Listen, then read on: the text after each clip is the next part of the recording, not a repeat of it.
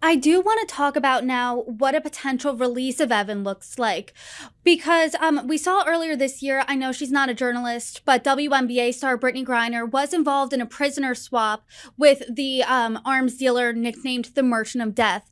Would Evan potentially, I know we don't know this yet, have to, if he's convicted, serve that lengthy prison sentence? Or do you think Russia is eyeing him for a prisoner swap? Right now, either scenario is possible. What we heard from the Russian officials is that even if prisoner swap takes place, it's not going to be until after the conviction, because that's been the practice. And as we've seen with the case of Ivan Safronov, the investigation and then the trial could last for many months. So we're speaking about Evan staying in detention, not just until May 29th, because that's the initial stage of detention. It's very likely that the prosecutors will ask, the investigators will ask the judge to extend that period, and then they will be given another 6 months and so on. In the meantime, the Russians will try to get as much benefit from this situation as possible. So I personally think that the prisoners' exchange is the most likely scenario, but it's not going to happen until many months from now, unless, of course, the US government has some other tools that I'm not aware of. And I know he's not a journalist, but Paul Whelan was an American who is a former Marine, was also detained in Russia in 2018. He was charged in 2020 with spying. Does his being in Russia, being imprisoned there for 16 years does that impact Evan's case at all? Do you think both of them could be involved in the prisoner swap? Well, we can speculate here.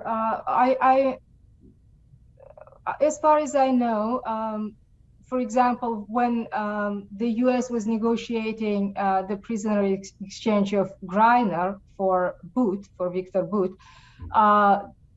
Whelan was also supposed to be a part of that exchange, but then it didn't work in that format. So it was 1-to-1, although, of course, any reasonable person would think that the charges of both, Griner on the one hand, on Boot on the other, are just so different that it was ridiculous.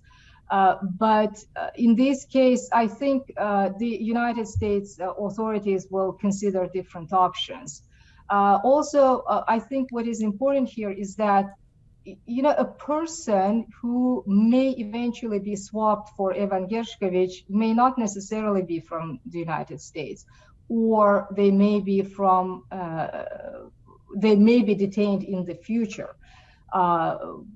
We don't know that because Russia, by detaining Evan Gershkovich, is now trying to get, as I said, as much benefit from this situation as possible.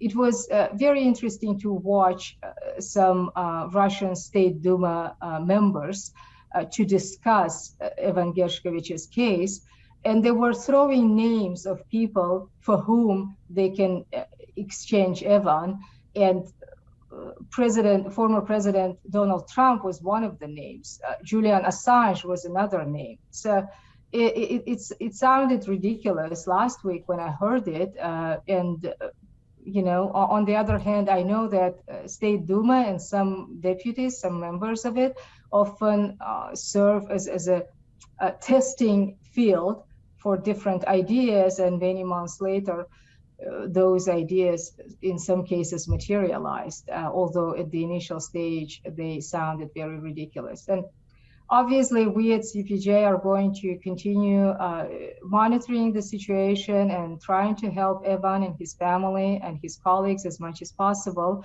And we hope that, I personally hope that I'm wrong in many of my predictions, and it will not take many months before we see Evan safe and sound on the US soil. From what you're saying, it sounds like Evan is being used as a bargaining chip from Russia, whether it be present or in the future. But to close this out, what would be your message to Evan Gershkovich now? As far as I understand, Evan knows the huge support he's received so far. what is important is to continue supporting him, continue sharing his stories. As you know, the journal lifted the paywall on his stories, so it's very easy to read them, and they are great stories. I, as a journalist myself, can tell you that they're great stories, and that's why it breaks my heart to see him detained, because in these 13 or so days since his detention, he could have filed at least one or probably two or three really great stories. I have no doubts that they would be great as well. So continue supporting and continue keeping attention on his case, because we journalists know how the news cycle works. There is always another breaking story, and the attention is drawn from one case to the next. Let's keep attention on Evan. Let's keep supporting him, because even not immediately, but at some point he will know, he will hear all these supportive voices, and he needs them.